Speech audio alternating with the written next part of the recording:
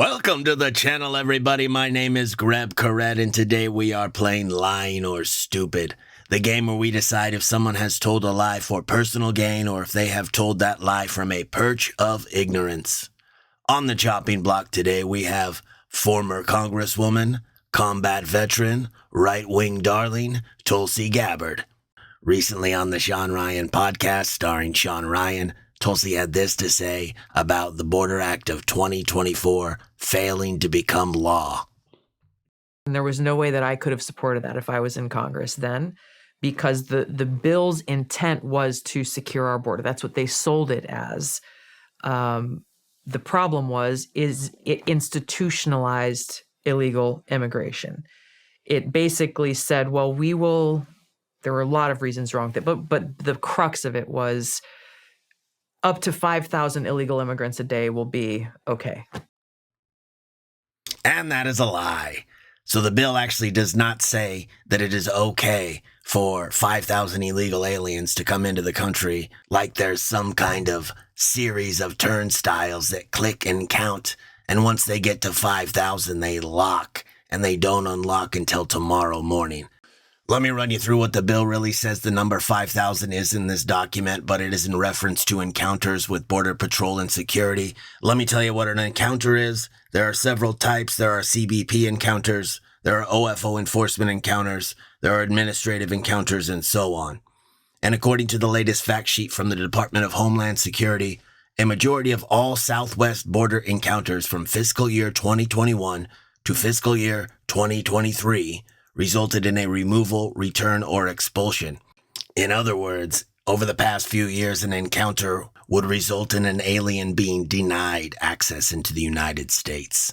And I actually think there is a small chance that sitting there across from her, Sean Ryan, smelled a little bullshit because he asked her a follow-up question. Let's take a look. That is not a solution. So they were just talking about taking just any 5,000 people. Yeah, just bring them illegally crossing our border. Yeah, just not 5,000 people coming to our border and showing papers or applying for a work visa or any of these other things. All right, I take it back. That was not a good follow-up question. That was a teed-up piece of shit question. And again, Tulsi doubles down on it and says that 5,000 illegal aliens will be coming across unpapered, and that is simply not true. All right, let's get to the bill real quick. You guys are lucky that I'm a sicko and I enjoy reading things like this. Not to mention, I felt like out of this equation, at least one of the three of us should have actually read it. So we'll start with the section in question. This is going to get a little boring. You can skip ahead if you want. I'm just going to give a quick rundown of what this bill actually says and how it actually works. So here we have the criteria to cause a shutdown. When the border shuts down, that means a very limited selection of people will be allowed across for special circumstances. So first we have a discretionary activation of a shutdown, which means when the number of encounters reaches 4,000 in a rolling 7-day average, the secretary may activate a shutdown. Then we have mandatory activation of a shutdown, which means that when the number of encounters reaches 5,000, the magic number, in a rolling 7-day average, the border will shut down. And then we also have a mandatory shutdown if the 1-day total number of encounters reaches 8,500. All right, let's get into what it will take to lift the security shutdown. For the shutdown to be lifted, the 7-day rolling average will have to be at or below the 75% mark of the original number that caused the shutdown. So it's a little complicated. So for example, if the original number was 5,000 that caused the shutdown, now it has to be at 3,750 encounters or below for a rolling 7-day average. And then once they hit that marker, the secretary has 14 days to lift the shutdown. So this means that the border can be shut down for a long time, for long stretches. In fact, the bill lists that the border can be shut down for a total of 270 calendar days in the first year of this bill. This bill has other things in it that would make security tighter, including more money for Border Patrol officers, so more officers at the border, more money for personnel who process asylum claims.